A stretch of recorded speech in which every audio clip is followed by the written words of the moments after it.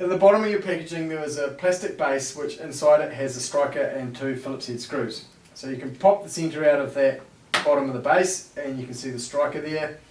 Once you pull that striker off, that's your marker to mark on the closing jamb where you're going to screw the bottom screw for the hole in the striker.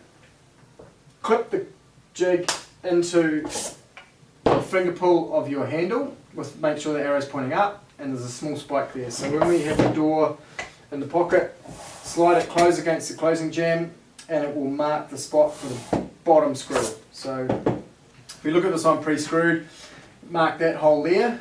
All we need to do now is screw our striker on. The bottom one is adjustable, so we don't want to do it up fully tight first off. So now your handle should slide close against the striker without interference, and you should be able to lock it. So once you're happy it's in the right place, and then screw in the top screw.